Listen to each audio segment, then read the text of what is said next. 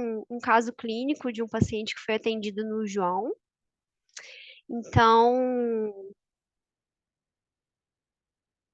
é,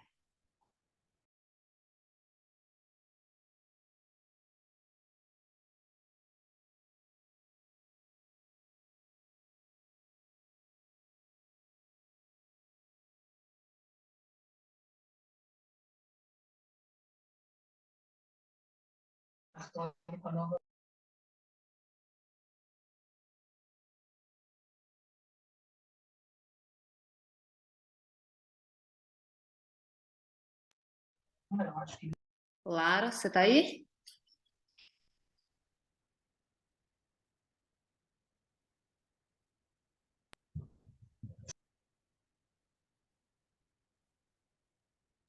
Acho que caiu a conexão da Lara, gente.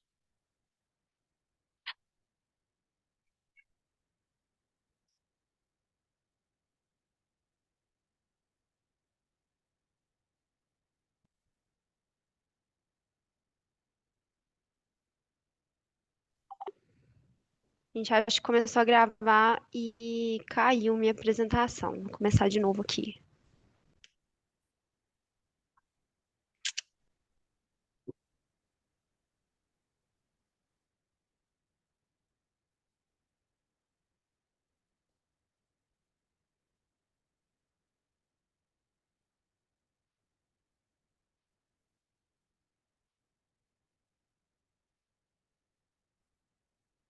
Todo mundo vendo? Estamos vendo. Sim. Joia.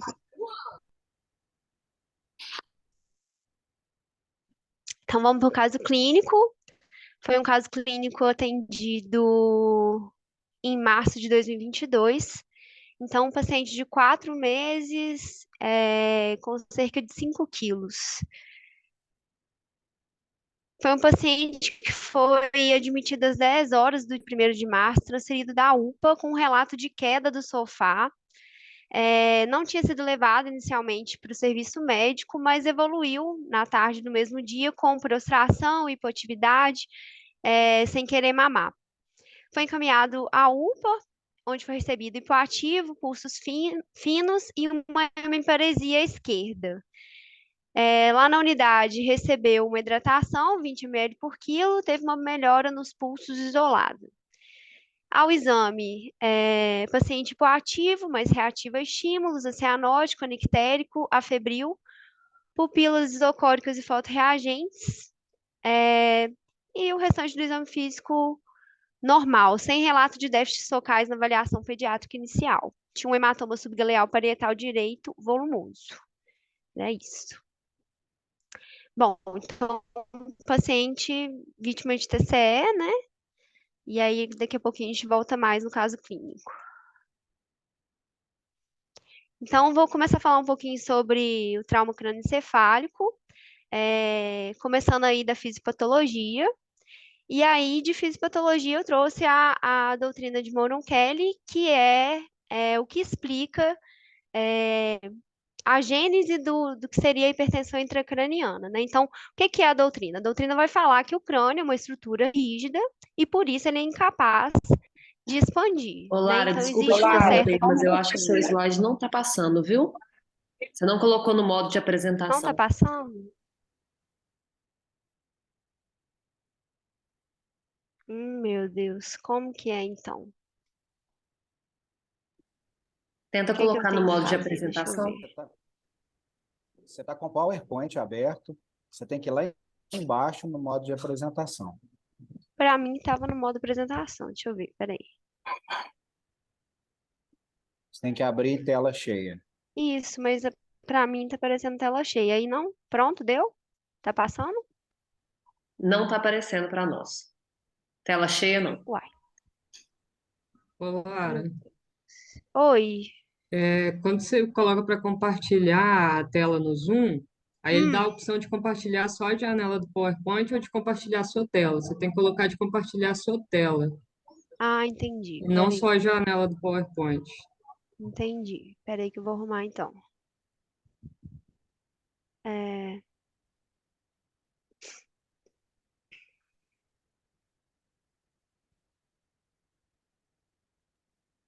Acho que agora vai dar. Deu? Não, Passando? Deu. não, agora deu Perfeito. certo. Ah, tá. Agora tá Beleza. passando. Pode continuar.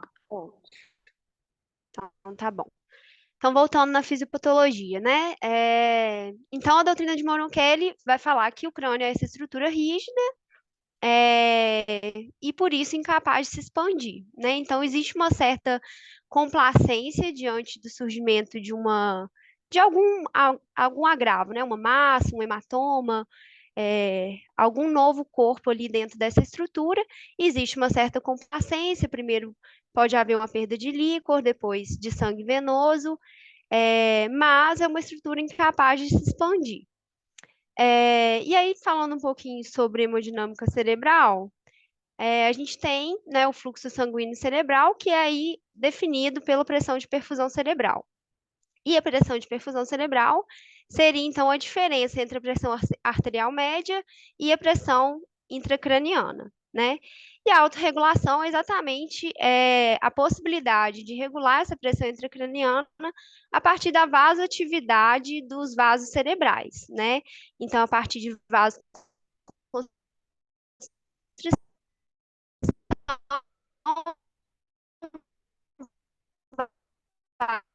vasodilatação, então, controlada. Hipocapnia são todos estímulos que levam a uma vasoconstrição cerebral. Ao contrário, né, hipotensão, acidose e hipercapnia vão levar, então, a uma vasodilatação cerebral. E aí, a partir disso, dessa vasoatividade dos vasos cerebrais, essa hemodinâmica vai sendo controlada e o nome disso seria autorregulação, né? E a gente vai ver que, diante de um trauma de autorregulação, ela vai ser perdida, né? Então, começando a falar aí da classificação do TCE. O TCE ele pode ser classificado contra a gravidade e contra a morfologia, né? Então, de acordo com a gravidade, o nosso parâmetro é a escala de Coma de Glasgow, e aí ele pode ser classificado como um TCE leve, moderado ou grave.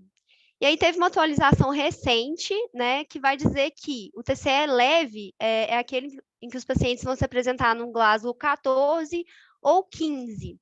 Glasgow 13 já passa a ser considerado moderado. Por quê? Porque foi visto que 1/3 dos pacientes que chegam no departamento de emergência com Glasgow de 13, eles têm lesões intracranianas, né? Então, Glasgow de 13 já passa a ser um TCE moderado. E o TCE grave, um Glasgow menor que 9. E aí, de classificação morfológica, a gente vai ter as lesões extraaxiais, intraaxiais e as fraturas, né? De lesão extraaxial, então, a gente tem o hematoma epidural, o subdural, o HSAT e o higroma subdural. E de lesão intraaxial, a gente vai ter lesão axonal difusa, contusões, hemorragias intraparenquimatosas e intracerebelares. A gente vai falar um pouquinho agora sobre cada uma dessas lesões, né? Começando, então, com o hematoma epidural. O hematoma epidural é relativamente de 1 a 4% dos casos de TCE. E a grande característica dele, em termos da clínica, né, do paciente, é aquele paciente que na cena do trauma, ele rebaixa, novo vômito, sonolência, confusão, afasia e pode evoluir até com convulsões e hemiparesia. Geralmente, o hematoma epidural, ele é um sangramento arterial, né? E o mais comum é a lesão da artéria meningia média, que vem aí associada a esse sangramento por lesão da meningia média. Isso é o mais comum. Porém, pode ser que seja formado por uma ruptura do seio dural, e aí é um sangramento venoso que tem uma evolução mais lenta, né? Então, os pacientes que têm um epidural por ruptura de seio dural, eles têm uma evolução mais lenta, né? O sangue se acumula de maneira mais lenta. E aí, o declínio neurológico, ele pode ser mais lento, então demorar dias a semanas para esses pacientes apresentarem algum sintoma, né? A característica do hematoma epidural na tomografia é esse formato biconvexo da imagem, né? A gente fala, às vezes, no formato do limão, da maçã, né? Por quê? Porque o sangue não vai atravessar as fixações da dura nas suturas cranianas. Então, vai formar esse formato biconvexo. E aí, aqui na imagem, a gente consegue ver esse sinal do redemoinho, que seria, assim, um indicativo de sangramento ativo, né? Então, muito provavelmente um sangramento arterial. A gente vai ver melhor em outras imagens que vai ter ao longo da aula, e eu mostro de novo esse sinal do redemoinho. E aí eu trouxe os critérios para a abordagem cirúrgica dos hematomas epidurais, que seriam, então, sinais ou sintomas focais que são, né, atribuíveis ao hematoma, um Glasgow menor que 9 ou anormalidades pupilares, um volume muito grande do hematoma, né, então maior que 30 ml, ou uma espessura do coágulo maior que 15 milímetros, ou ainda um desvio de linha média maior que 5. E também um crescimento que cause hipertensão intracraniana ou qualquer outra deterioração neurológica, né? Aí eu trouxe para ilustrar aqui como que é calculado, né, o volume do hematoma, por essa fórmula do ABC A vezes B vezes C sobre 2, sendo o A o maior diâmetro da lesão, B seria, então, a linha perpendicular a esse maior diâmetro, e C seria o número de vezes que aparece nos cortes, né? O número de cortes em que é possível ver um hematoma, né? Só para ilustrar, para a gente saber, ter uma noção de como que calcula aí o volume desses hematomas. Bom, já o hematoma subdural, ele geralmente é por lesão das veias pontes, né? E existem fatores de risco para desenvolver um hematoma subdural. Isso é importante para a gente saber quem são os pacientes que, né, podem apresentar com mais frequência esse tipo de lesão, que são os pacientes que já têm uma atrofia cortical, né? Então, pacientes idosos, pacientes etilistas também têm uma atrofia cortical importante. Qualquer força ali de cisalhamento, qualquer trauma pode fazer lesão de veia ponte e fazer um hematoma subdural. E outro fator de risco seria também o uso de anticoagulantes, né? O hematoma subdural, ele pode cronificar quando é formado um encapsulamento membranoso, né, em torno do hematoma, e pode até evoluir com um higroma, que é quando começa a comunicar com o espaço subaracnoide, e aí vai começar a acumular líquor ali naquela região. É o que a gente chama de higroma. Na TC, qual que é a característica do subdural? Ele não ultrapassa também, na verdade, ele ultrapassa as fixações durais, mas ele não ultrapassa a foice interhemisférica. Então, geralmente, fica restrito a um hemisfério, né? E tem esse formato aí em meia-lua. Os critérios para abordagem cirúrgica são praticamente iguais, né? Então, o desvio de linha média, que é maior que 5, já a espessura do coágulo é maior que 10 milímetros do epidural aqui, né? Sinais de hipertensão intracraniana, um paciente que tem uma queda na escala de Como de Glasgow maior que 2 pontos, um paciente que vai ter uma deterioração rápida no exame físico e qualquer alteração pupilar, também é indicativo de abordagem cirúrgica. Aqui o hematoma subaracnoide traumático, né, o HSAT, que a gente vai ver, então, o sangue nas fissuras e sulcos interhemisféricos. E aí, quanto maior a quantidade de sangue, pior o desfecho, e mais baixo vai ser a pontuação na escala de Como de Glasgow. A diferença do HSAT para o HSAI é que aqui a gente não vai usar bloqueador de canal de cálcio, né? Então, o nimodipino a gente não usa no HSAT, não tem evidência de que funcione. E, geralmente, é uma lesão que tem um bom prognóstico. Bom, agora a LAD, né, que é a lesão axonal difusa. Na lesão axonal difusa, o que a gente tem são axônios que sofreram alguma distensão ou até mesmo uma ruptura, né, do axônio, que é a axotomia. E aí, isso como lesão primária, né, e tem as lesões secundárias que podem até causar a morte do axônio. É uma lesão que muitas vezes é descrita como difusa, mas na verdade ela não é difusa, ela é multifocal, né? Então, são múltiplos focos de distensão ali do oxônio. A gravidade dessa lesão, a gente só vai conseguir saber a partir do curso clínico do paciente, né? Por quê? Porque a gravidade, ela tem a ver com o tempo que o paciente vai ficar em coma, né? Então, a partir disso, a gente consegue dizer se foi lá de leve, se lá de moderado ou lá de grave, né? E uma coisa interessante é que a gravidade não tem a ver com a extensão da lesão axonal, né? Mas tem a ver com o local da lesão. Então, por exemplo, lesão axonal difusa, né? Uma distensão ali dos axônios na parte do encefálico, independente da extensão global dessa lesão, é muito grave, né? Na tomografia, nem sempre a gente vai ver alteração, né? Então, às vezes, a gente tem lá de sem alteração na tomografia, mas quando tem alguma coisa que sinaliza que pode ser lesão axonal difusa, o que a gente tem são hemorragias petequiais próximas ali à região do terceiro ventrículo, do corpo caloso, cápsula interna ali em núcleos da base, né? O prognóstico é bom, pode haver regeneração dos axônios danificados, né? Então, tem paciente que sofre LAD e fica meses em estado comatoso, mas depois recupera, né? É um bom prognóstico.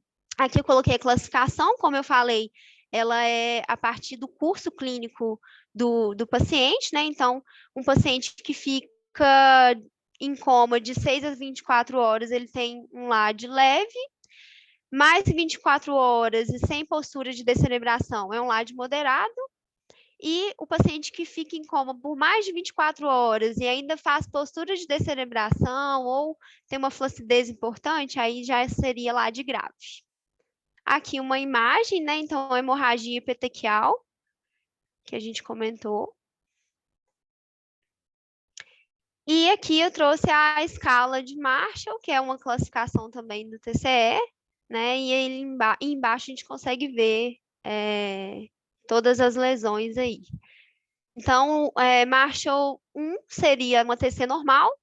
2, a gente tem cisternas da base presentes e um desvio de linha média pequeno, entre 0 a 5 milímetros, e lesões menores que 25 ml.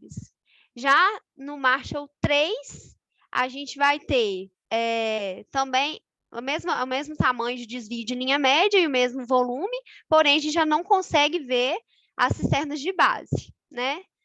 No LAD 4, a gente já tem um desvio de linha média maior que 5 milímetros, então um desvio de linha média importante, né? Como a gente viu, que já indica abordagem cirúrgica.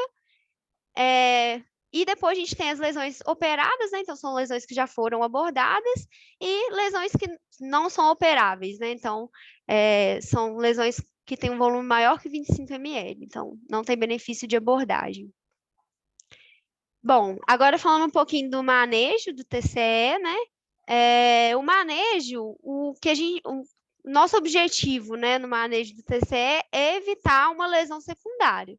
Então, a gente recebe um paciente que tem uma lesão primária, né, sofreu na cena, né, uma lesão axonal difusa, uma concussão, ou já formou um hematoma, e o que a gente quer é evitar que, a partir disso, ele tenha uma lesão secundária. E as principais causas de lesão secundária são hipóxia e hipotensão. Então, o nosso objetivo principal é fazer com que esse paciente mantenha normotenso, né, e com uma saturação dentro do que a gente espera, né? Bom, no pré-hospitalar, então, como eu falei, o objetivo é prevenir e tratar hipotensão e hipóxia, que são os dois insultos que causam lesão secundária. A gente tem que, num TCE, que o paciente evolui com hipotensão, a gente tem uma mortalidade 2 vezes maior. E quando tem hipotensão e hipóxia, a mortalidade é 3 vezes maior. Então, são esses dois agravos que a gente tem que tentar evitar ao máximo possível no cuidado desse paciente, né? E aí, no pré-hospitalar, o que a gente vai fazer para esse paciente? Manejo de via aérea, e aí A gente tem essa questão de colocar ou não colar cervical, né? Já tem alguns estudos que mostram que no paciente que tem suspeita de hipertensão intracraniana, o uso do colar pode dificultar ainda mais o retorno venoso. Então, de repente, vale imobilizar a cervical sem o uso do colar, né? Outra coisa que a gente vai fazendo no pré-hospitalar, o controle da pressão, né, com recitação volêmica, e já começar a fazer uma avaliação neurológica, lembrando que TCE no pré-hospitalar é igual a TRM. Então, a gente vai sempre estabilizar e imobilizar a coluna para fazer o transporte. Bom, já no departamento de emergência, como que a gente vai abordar, então, esse paciente vítima de TCE? A abordagem inicial é segundo a TLS, né? Então, segundo a BCDE do trauma. E aí, para começar a falar um pouquinho sobre isso, eu vou falar do manejo de via aérea desse paciente vítima de TCE, que é um paciente que possivelmente tem uma pressão intracraniana elevada, né? E aí, agora a gente vai entrar num tema polêmico, que é a escolha das drogas, né, para manejo de via aérea nesses pacientes. Então, o que a gente tem? A gente tem que os pacientes que vão ser submetidos a uma laringoscopia, eles fazem uma resposta simpática reflexa, né? E isso aumenta a frequência cardíaca e aumenta a pressão. E isso acaba aumentando o fluxo sanguíneo cerebral. Então, é desejável que a gente use uma droga que tem aí um efeito para controlar essa resposta simpática, né? Então, que faça aí a simpatólise. Peraí. Aí. E aí, que droga que vai, então, controlar essa resposta simpática? A droga de escolha é o uso de um opioide de curta ação, como pré-medicação, que seria o fentanil, né? Então, o recomendado, tanto no UpToDate quanto no WALS, é que 3 minutos antes da indução, a gente comece a infusão de um opioide de curta ação, o fentanil, né? Para evitar, então, essa resposta simpática. E para a indução, qual que seria a droga, então, de escolha para a indução? Seria o etomidato, né? Que é uma droga cardioestável, tem um perfil hemodinâmico super seguro e ainda é uma droga que diminui a taxa metabólica basal do cérebro, né? Então, tem uma ação neuroprotetora. E aí, a dose seria 0,3 miligramas por quilo, mas se for um paciente chocado, o OLS recomenda que a gente reduza essa dose para 0,15 miligramas por quilo, né? Então, a dose de escolha para indução é etomidato. E o bloqueador neuromuscular seria, então, a succinilcolina, na dose de 1,5 miligrama por quilo. Por quê? Porque é uma droga que tem início rápido e de curta duração, né? Não tem nenhuma contraindicação ao rocurônio, mas é uma droga que tem uma duração maior, né? E aí, para a avaliação desse paciente, né, avaliação neurológica talvez não seja tão interessante, mas não tem nenhuma contraindicação. E a ventilação mecânica nesses pacientes? A gente tem 3 princípios importantes para seguir quando a gente vai ventilar esse paciente vítima de TCE, que são manter uma oxigenação ideal, manter uma normocapnia, né, então manter PCO2 em torno de 35, lembrando que a hipnoia tem o risco de fazer uma vasoconstrição cerebral e levar a uma isquemia secundária, né? A gente vai ver que em contextos muito extremos, né, de hipertensão intracraniana, com risco de herniação iminente, a gente vai até lançar a mão da hipocapnia. Mas num contexto em que não tem esse risco de herniação iminente, a gente vai ter a normocapnia. E por último, evitar uma mecânica ventilatória que aumenta a congestão venosa no cérebro, ou seja, evitar qualquer ajuste na mecânica ventilatória que aumenta a pressão intratorácica. Por quê? Porque aumentando a pressão intratorácica, a gente dificulta o retorno venoso do cérebro, né? Então, a gente vai usar a menor PIP possível e a menor pressão de pico possível também, para aí não atrapalhar o retorno venoso cerebral. E a ketamina, né? O racional, quando a gente pensa em usar a ketamina nesses pacientes, seria de que não é uma droga tão interessante. Por quê? Porque ela vai fazer taquicardia, vai aumentar a pressão, e aí a gente pensa, vai aumentar a pressão, vai aumentar a pique também, né? Porém, mostrou-se, né, vários estudos mostraram que, na verdade, a ketamina é segura nesses pacientes e pode até reduzir a pressão intracraniana. Então, já caiu por terra essa ideia de que a ketamina não é para ser usada em pacientes com uma possível hipertensão intracraniana, né? E aí eu trouxe essa tabela do Walls que vai falar que a droga de escolha no paciente vítima de trauma que tem TCE é o etomidato, mas se for um paciente com choque profundo, é a ketamina, né? E os melhores agentes para sedação contínua, né, depois que a gente garantiu via aérea, seriam Propofol ou Midazolam, que são duas drogas que reduzem a taxa metabólica cerebral. O Propofol tem a vantagem de que a gente consegue fazer reavaliações neurológicas seriadas com mais facilidade, né? A gente consegue desmamar mais fácil e ter um acordar mais rápido desse paciente. Bom, ainda no departamento de emergência, né? A ressuscitação volêmica. Sobre ressuscitação volêmica nesse paciente, o que é priorizado é que a gente use a salina, né, para fazer expansão volêmica.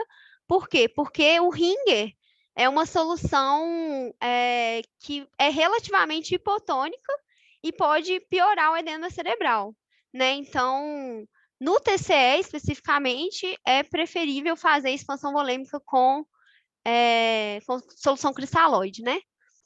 E aí, a meta de pressão, a gente tem que uma PA sistólica maior que 100 milímetros de mercúrio para pacientes de 50 a 69 anos e maior que 110 para pacientes mais jovens, né, até 15 anos, 15 a 49 anos ou idosos, maior que 70. A meta de pressão de perfusão cerebral é de 60 a 70. Mostrou-se que esses valores melhoram a sobrevida.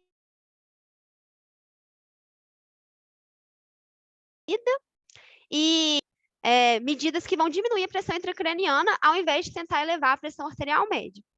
Por quê? Porque elevando a pressão arterial média num paciente que já não tem autorregulação cerebral, piorar a hipertensão intracraniana.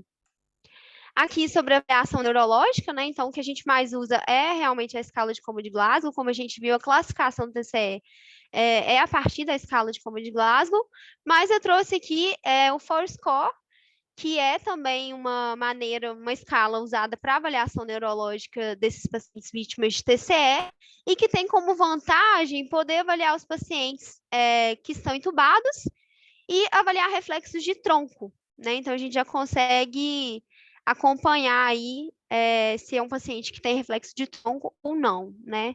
Se vai evoluir para morte encefálica, por exemplo. E terapia antifibrinolítica, né? Quando que eu vou usar o ácido tranexâmico no TCE, o Transamin, né? A gente tem o CRASH-3, que é o estudo que validou o uso do Transamin no TCE, né? Mas foi um estudo extremamente polêmico quando ele foi publicado. Por quê? Porque ele mostrou benefício no TCE leve e moderado, né? Então, o risco de morte foi significativamente menor nos pacientes vítimas de TCE leve ou moderado. Mas isso não se provou no TCE grave, né? Então, o CRASH-3 não mostrou benefício de uso do Transamin no TCE grave.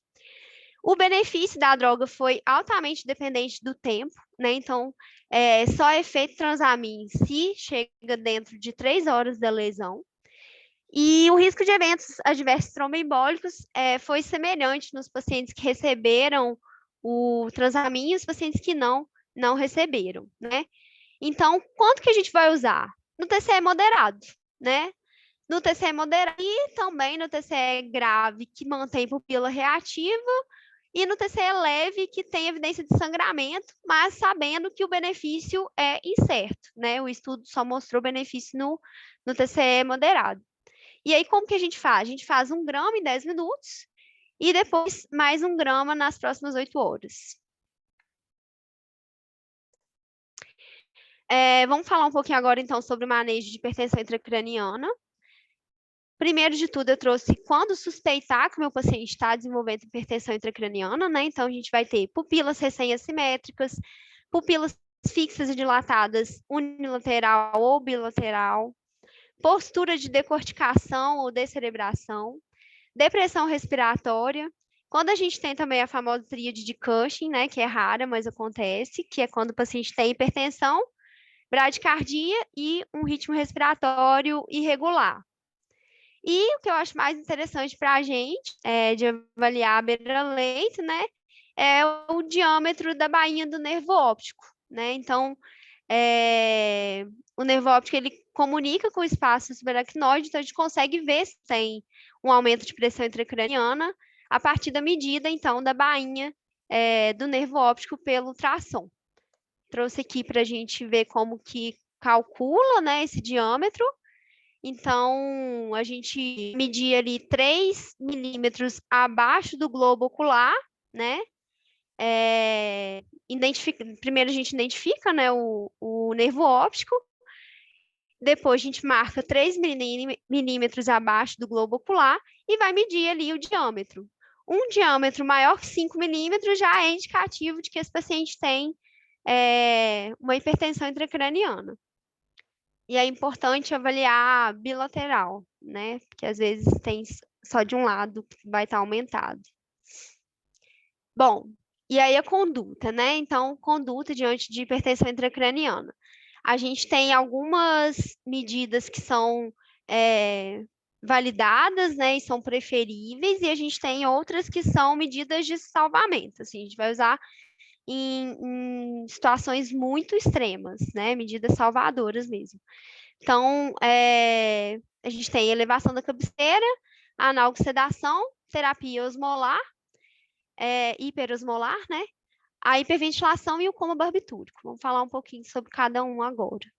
Então, a cabeceira, manter a cabeceira do paciente elevada a 30 graus. Por quê? Porque a gente facilita a drenagem venosa e, ao mesmo tempo, não compromete a perfusão cerebral, né? Então, manter ali a cabeceira a 30 graus. A terapia hiperosmolar é uma terapia de primeira linha, né? Então, é o que a gente vai pensar primeiro em fazer nesses pacientes. E o que a gente tem é ou o uso da salina hipertônica ou o uso de manitol, né? E aí, se for uma elevação aguda de hipertensão intracraniana, né, que é aquele paciente que fica com pupila assimétrica de repente, né, ou que tem outros sinais de que está deteriorando rápido, a gente vai fazer esses agentes em bolos, né? Então, a salina a gente faz de 30 a 60 ml em 10 minutos, e o manitol a gente faz de 1 a 1,5 grama por quilo, né?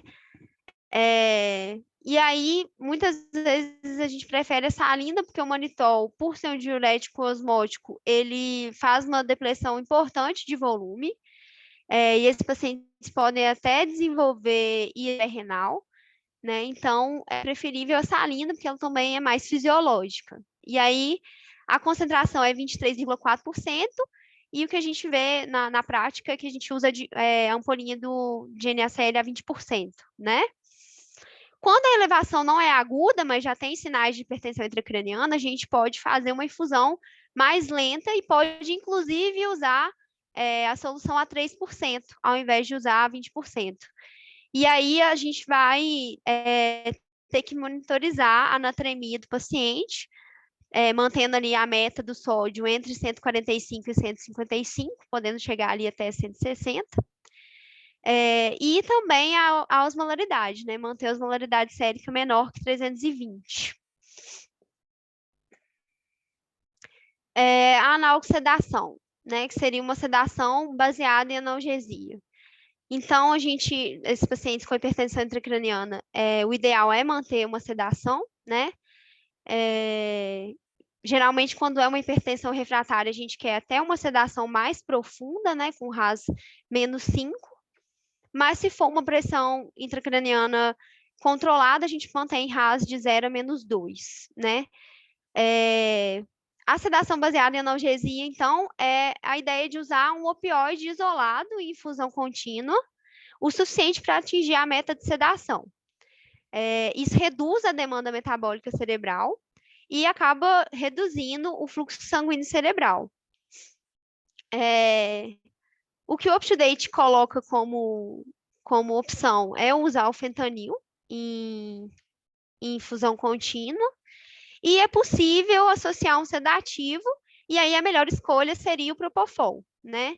Que também tem eficácia na diminuição da demanda metabólica e acaba contribuindo para diminuir a pressão intracraniana, e, ao mesmo tempo, é um sedativo de curta duração e permite avaliação neurológica intermitente, né? Então, aquele despertar diário para avaliar o neurológico do paciente, né? É mais fácil de fazer o despertar diário quando a gente usa o Propofol. Cuidados, né, com o uso do Propofol. É a hipotensão, que é o principal efeito adverso do Propofol, e a complicação rara, que é a síndrome de infusão de Propofol, que é uma condição que cursa com rabdomiólise, acidose metabólica grave, hiperpotassemia e insuficiência renal. E aí, agora eu trouxe um algoritmo para a gente pensar quanto que a gente vai fazer tomografia de crânio no paciente vítima de TCE leve, né? Então, é aquele paciente que chega com Glasgow 14 e 15, com história de TCE, e que a gente tem que decidir se vai fazer tomografia ou se vai só observar esse paciente, né? Então, eu trouxe essa ferramenta de decisão clínica, que é o Canadian, né? Que vai aí guiar, então, a decisão. Então, ele vai dizer que um paciente que tem um Glasgow menor que 15, até 2 horas após o trauma, é um paciente que eu tenho que pedir tomografia, ou se eu tenho uma suspeita de fratura craniana, se tem qualquer sinal de fratura de base de crânio, né? Então, hemotímpano, o sinal do guaxinim, sinal de Battle, otorreia, rinorreia com líquor, vômito, mais de 2 episódios de vômito, paciente idoso, né? Então, maior que 65 anos, com história de TCE, independente se é leve ou não, vou ter que pedir tomografia. Se tem amnésia antes do impacto e uma amnésia que dura mais de 30 minutos, e a depender do mecanismo de trauma, né? Se foi um mecanismo de alta energia, por exemplo, um pedestre que é atingido por veículo, ou um ocupante que é ejetado do veículo, ou um acidente em que teve vítima fatal, ou ainda uma queda em uma altura maior que 90 centímetros, né? Então, esses são os pontos que a gente vai avaliar aí para decidir se a gente pede ou não a tomografia nesses pacientes vítimas de TCE leve. Eu trouxe duas escalas aí para avaliação sobre a necessidade de tomografia ou não, que é o New Orleans e o Nexus, né? Mas o mais usado mesmo é o Canadian, que é esse que a gente viu agora, porque o Canadian, ele avaliou os pacientes com Glasgow entre 13 e 15, o New Orleans, por exemplo, avaliou só os pacientes com Glasgow de 15, e aí a gente tem que, o Canadian, para predizer necessidade de intervenção cirúrgica, ele é altamente sensível e tem uma especificidade muito maior do que o New Orleans. E também, quando é para predizer a presença de lesão intracraniana, o Canadian tem alta sensibilidade e especificidade. E aí, assim, quando a gente adere ao New Orleans, a gente tem um risco de pedir um número maior de tomografia, né? Então, de repente, pedir e ter vários resultados normais, né? Tomografias desnecessárias. E aí, uma dúvida frequente que é quando eu vou dar alta para o meu paciente, né? Um paciente vítima de TCE leve, quando que eu vou dar alta para esse paciente? É preconizado manter esse paciente no departamento de emergência de 6 a 8 horas após o trauma, E depois disso, a gente estaria autorizado a dar alta para esse paciente com orientações de sinais de alarme, né? Então, um paciente que manteve aí durante essa observação alerta, desperto, assintomático, sem nenhum déficit neurológico, em 6 a 8 horas eu posso liberar.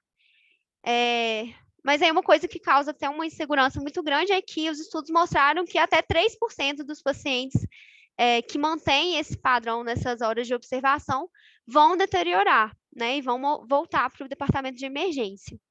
Já no TCE moderado, o que é preconizado é observar por 24 horas e dar alta só depois de repetir a tomografia em 24 horas e ver que realmente não tem lesão, né? E aí, no TCE moderado, os pacientes, 10% desses pacientes que a gente seguia com essa observação de 24 horas, ainda assim 10% vão deteriorar e vão ter que voltar para o departamento de emergência. E aí, quando usar um anticonvulsivante no paciente vítima de TCE, né? Isso é uma dúvida frequente. Sempre eu vou idantoinizar meu paciente? Sempre vou entrar com aquela dose de ataque de fenitoína? E quando eu entro, quanto tempo eu mantenho, né?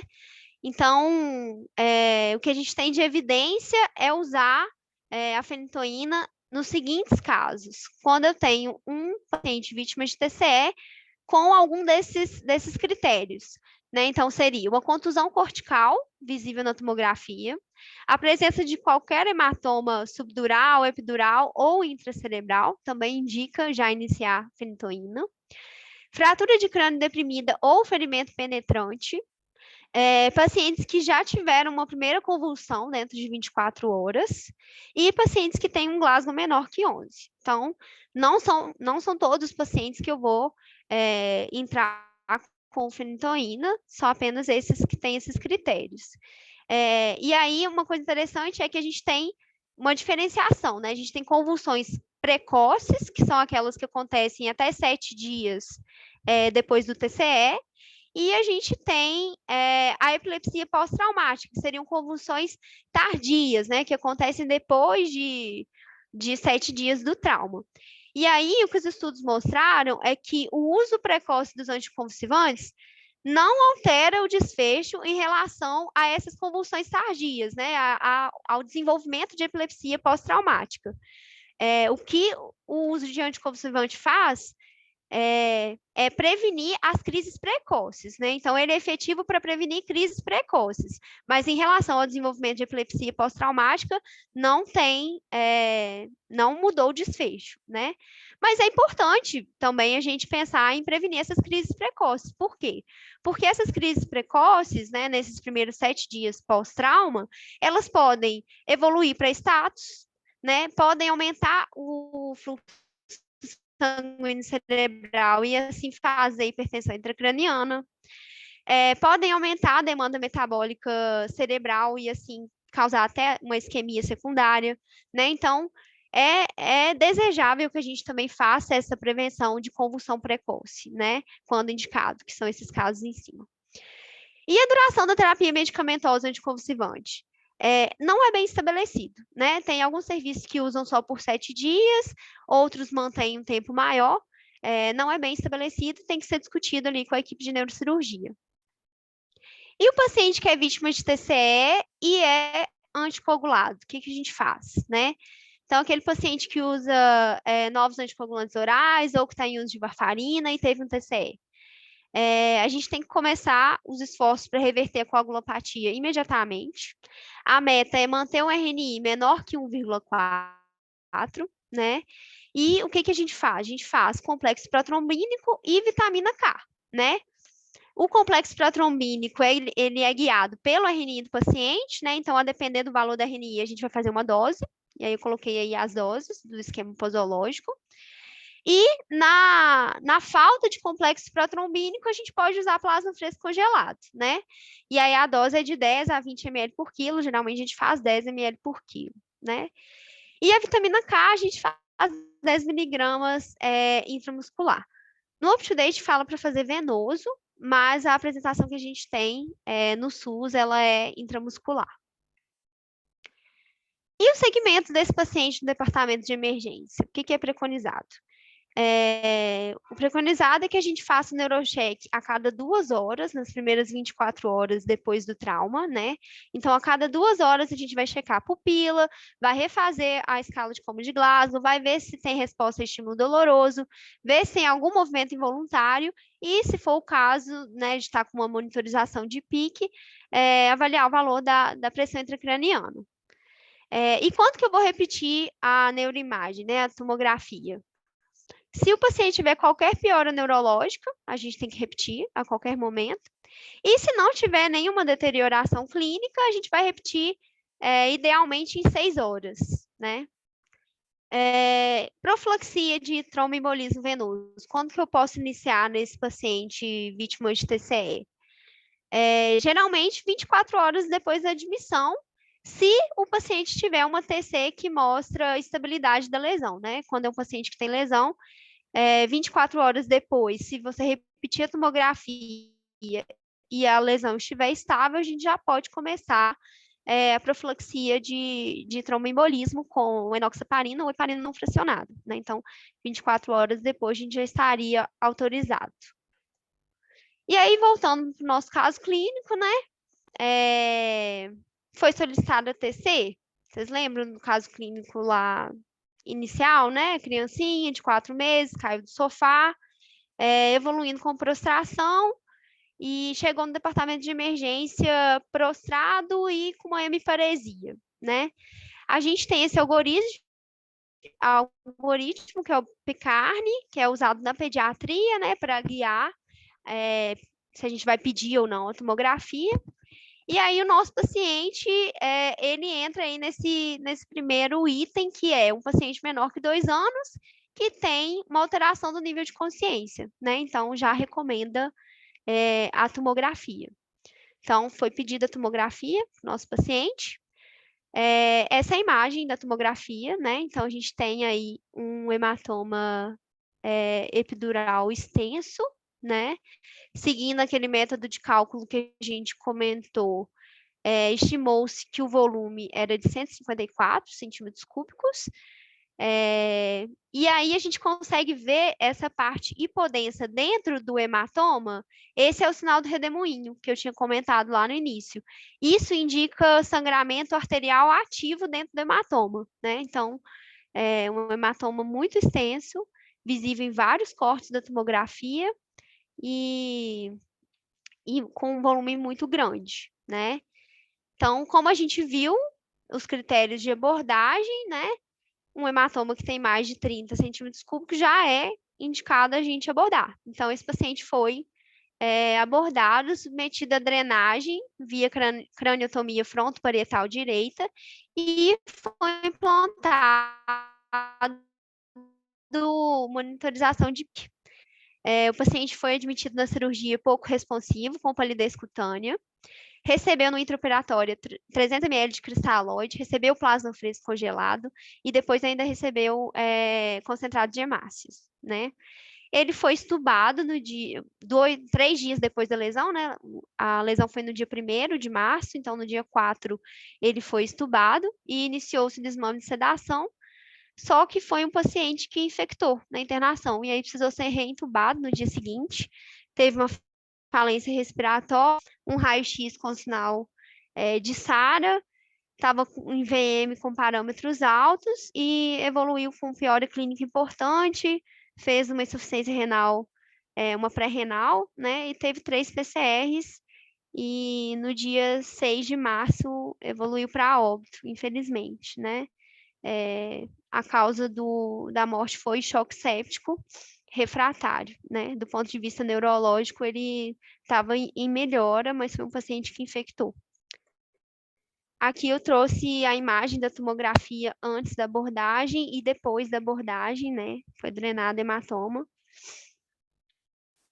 E essas foram as minhas referências, né? Foi o manual de Walls para via aérea, o nosso livro, Rosen, o ATLS e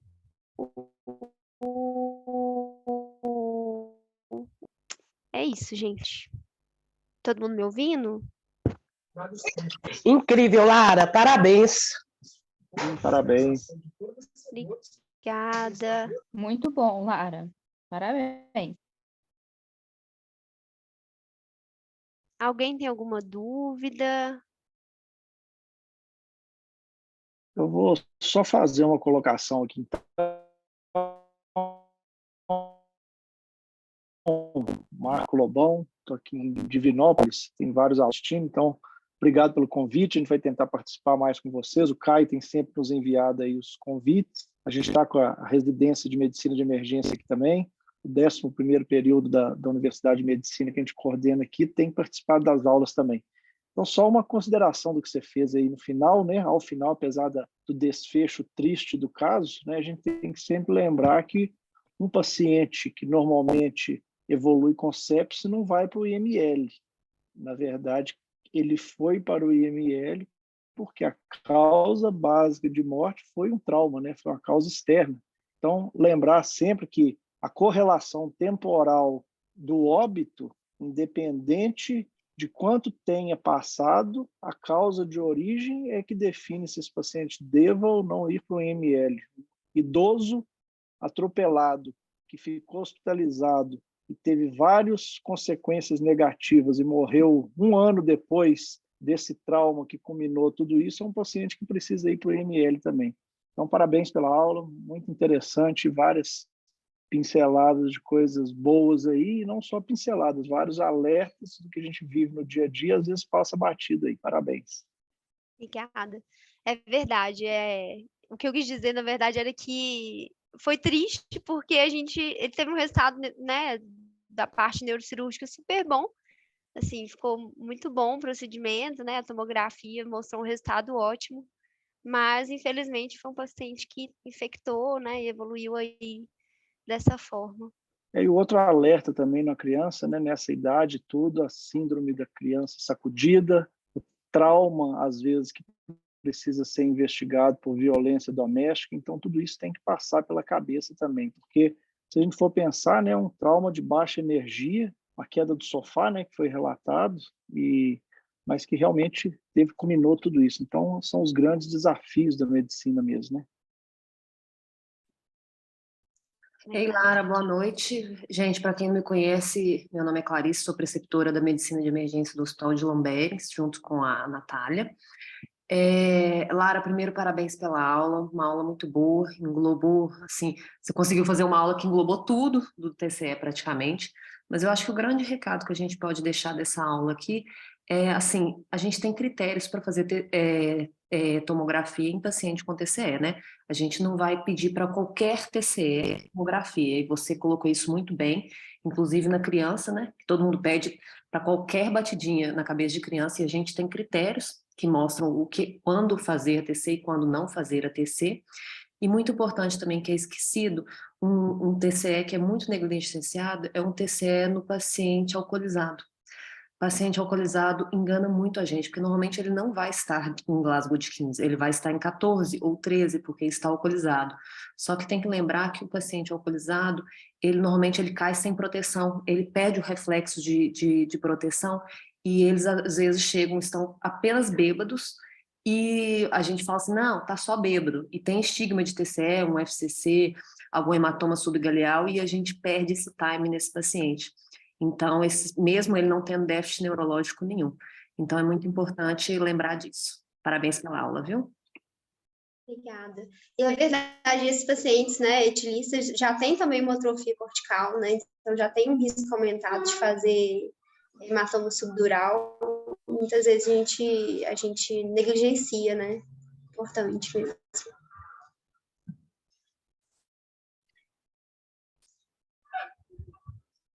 Gente, mais alguém tem algum alguém, comentário, gente? alguma pergunta para a Lara?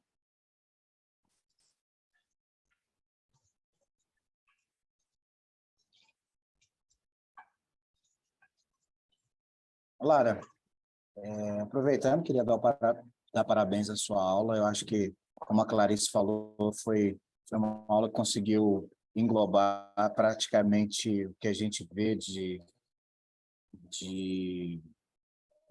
como abordar o TCE na urgência. de maneira concisa, você conseguiu falar praticamente tudo. Agradeço a participação do Marco Lobão, né? Seja bem-vindo aqui ao nosso grupo e os seus residentes também. Participação da Clarice, viu, Clarice? Muito obrigado. Agradeço a participação de todos. E se a gente não tiver mais nenhum outro comentário, vamos dar por encerrada a nossa reunião aqui. A gente já está avançando um pouquinho, né, no tempo. Eu acho que a gente tinha que falar da polêmica do fentanil.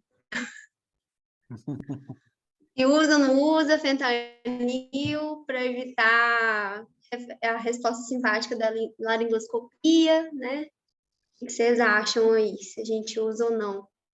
Eu É gostaria um de assunto deixar isso muito aí para extenso. uma discussão, acho que é legal. A gente viu, né, Lara? A Lara apresentou essa aula para a gente durante a semana e realmente há essa polêmica, que eu acho que é extremamente salutar.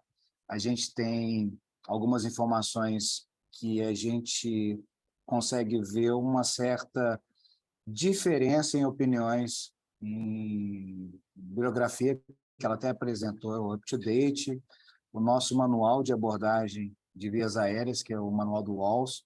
Então, a gente vê essa certa discrepância, acredito que é algo que ainda não está bem consolidado. O que é interessante que foi colocado aí é que deixou-se de colocar, de ter a ketamina como uma droga que seria deletéria para o uso no paciente com TCE. Isso é algo que vinha já há muito tempo e que caiu por terra de alguns anos para cá. Mas eu gostaria de ouvir a opinião dos preceptores presentes, dos residentes também, se claro, né, Olha, a gente tiver como antigamente, essa debater questão isso aí. do fentanil, a gente falava, como diz meu marido Caio, que também é emergencista, ele falava assim, quando não usar o fentanil. Hoje em dia, assim, quando usar o fentanil, que Quando ele... Exatamente. Agora, esses pacientes neurocríticos, AVC hemorrágico, TCE com grande sangramento, que vão ser submetidos à intubação, assim como outros pacientes que não podem ter essa resposta simpática à laringoscopia, como dissecção de aorta, que não pode fazer hipertensão, não pode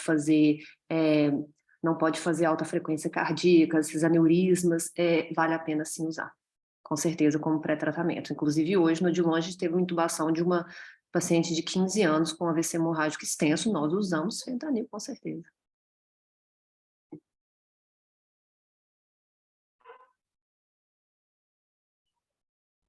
É legal, isso foi uma discussão no último congresso, né, de medicina de emergência, sobre usar ou não fentanil na sequência rápida, e tem gente que demoniza, né, usar, mas é isso, o que eu entendi, assim, né, estudando o tema, foi que depende, né, assim, depende da hemodinâmica do paciente. Claro que se for um paciente que já está chocado, que precisa ali daquele estímulo simpático para manter, né, uma hemodinâmica estável, eu não vou tirar o estímulo simpático dele, né? Mas se for um paciente que está normotenso, né, não está chocado nem nada, eu vou usar para controlar aí essa resposta à laringoscopia. Não, exatamente. Aqui a Nath está com problema no microfone, que é a gerente do HUB, chefe da residência, do Odilon Beres. Ela falou aqui no chat que realmente vale uma sessão só para fentanil, porque como é um tema polêmico e tem assim, muitas evidências prós e contras, vale uma sessão só sobre fentanil. E ela falou, inclusive, no Odilon, teve um preceptor nosso, o Breno, que eu acho que eu tinha visto ele aqui, se não me engano, eu acho que é o nosso Breno, que ele fez um checklist ótimo para os emergencistas, para quando você fazer uma tomografia na emergência. Depois, se ele autorizar, eu posso compartilhar com todos vocês. Mas eu acho que, assim, a gente já está passando do horário, a gente vai ter que terminar aqui, infelizmente. Mas esse checklist eu vi, ele tá, assim, bate com o Canadian, né? Ficou muito bom mesmo. E ainda coloca o seu paciente ativista. Isso. Gente, se não tiver mais nenhuma pergunta, a gente vai encerrar, tá bom? Ali, a Nath Isso. falou, bate com o Canadian, acho que ele fez um mix do Canadian e do Orleans. Isso.